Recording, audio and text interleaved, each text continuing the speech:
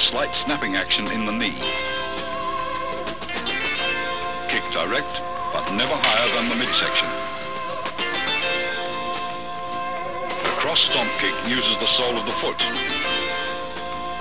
to break the opponent's balance, allowing for follow-up hand strikes.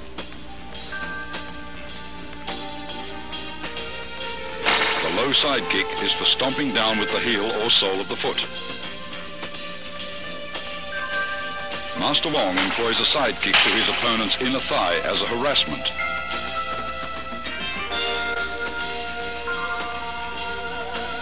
This is a cross stomp kick to side kick combination.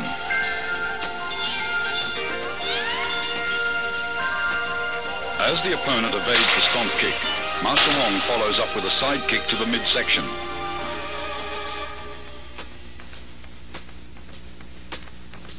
This is a front kick and leg trip combination.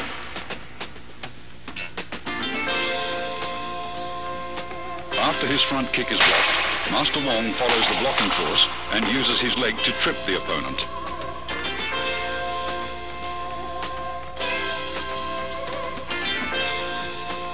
Wing Chun's basic stance is shoulder width or a bit wider. Knees are slightly bent. This natural fighting stance affords both stability and mobility. You should be coiled, ready to burst into an attacking or retreating opponent. Advances and withdrawals are performed by a short shuffling motion of the feet, somewhat like the Western fencing shuffle, where you remain in the same stance throughout.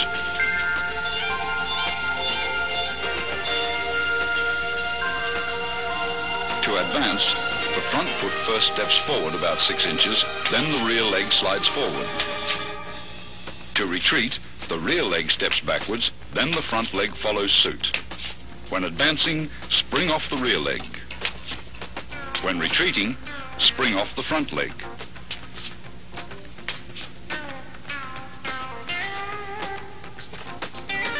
Circle stepping differs from the shuffle in that you actually alternate between left and right stances.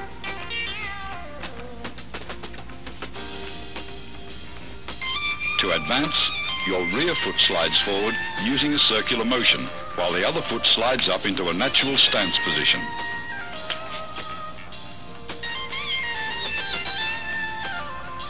Circle stepping is used for cutting off or pressing an opponent who has great mobility.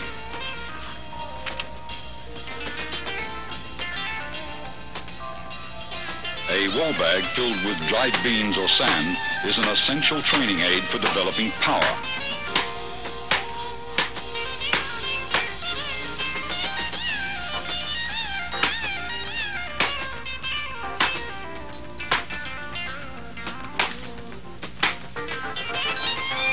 Striking with the fist or palms gives one a feeling of penetration and toughens the skin and bones. Train slowly and gradually.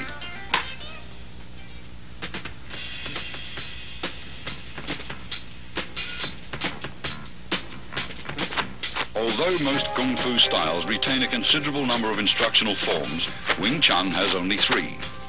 Contained within these 3 forms, however, is the entire scope of the style's theoretical and technical knowledge. The first form, which is being demonstrated here by Master Wong, is called Siu Nim Tao, or the Little Idea form. Most of these movements would seem so simple and lacking in either speed or power that a novice might well wonder what relationship, if at all, they bear to actual combat. Regardless of appearances, Siu Nim Tao is the foundation upon which the entire Wing Chun system was built. It includes most of the basic techniques discussed earlier: stance, shifting, blocks, punches, and finger strikes, as well as all the underlying scientific principles covering the center line, elbow positioning, and the 4 gates. Performed slowly from a stationary stance, it permits the student to learn hand coordination on either side of the body. Before attempting to practice this form, first study carefully and thoroughly the previous section on Wing Chun's basic theories. Total familiarity with these all-important principles will greatly accelerate your learning process.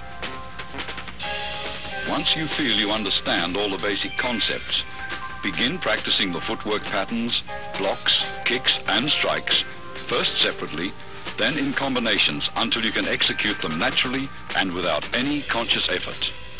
Now you are ready to learn Siu Nim Tao. To perform Siu Nim Tao correctly, you should practice a few movements at a time over and over until you feel comfortable with each motion. Continue on to the next set of movements only when you've absorbed completely the movements of the previous set. After having learned all the movements and in order to test your ability, try to run through the entire form in unison with Master Wong. If you succeed in accomplishing this without any hesitations or stops, proceed to the following sections on form applications.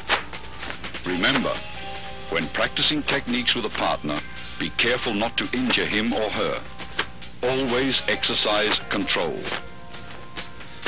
Once you've mastered the basic theories, basic techniques, Siu Nim Tao and its applications, you're ready to advance to the next stage, or Chi Sao.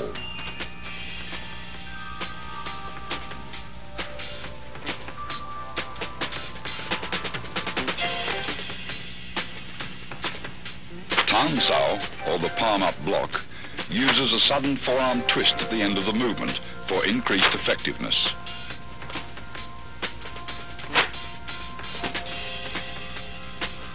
Tan Sao is combined with a simultaneous punch.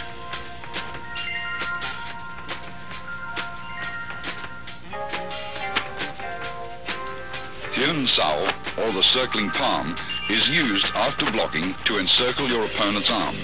It utilizes one hand for both blocks and attacks. After encircling the opponent's arm, a palm thrust follows naturally. Pak Sao, or the palm slap, is effective for upper gate defense. It is best combined with a head slip or body dodge. The downward palm block is used against attacks to the lower gate.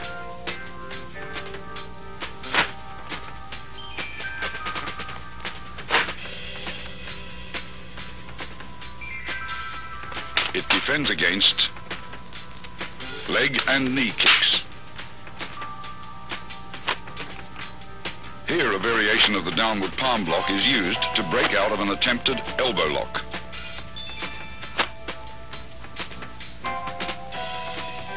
A shoulder and forearm shrug can repel an attacker.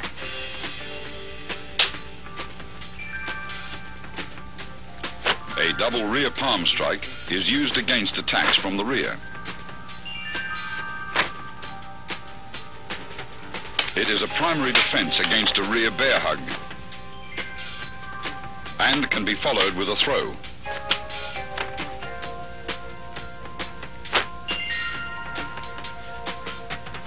The double knife-edge chop can be adapted for practical application.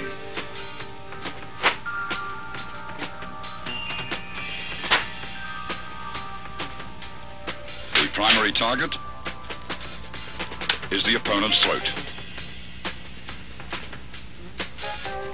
This is the palm jerk block.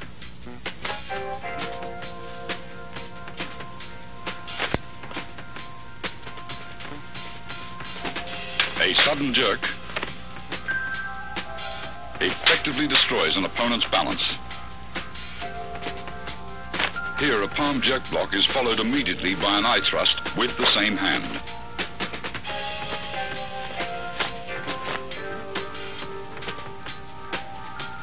The palm jerk pulls the opponent into the strike.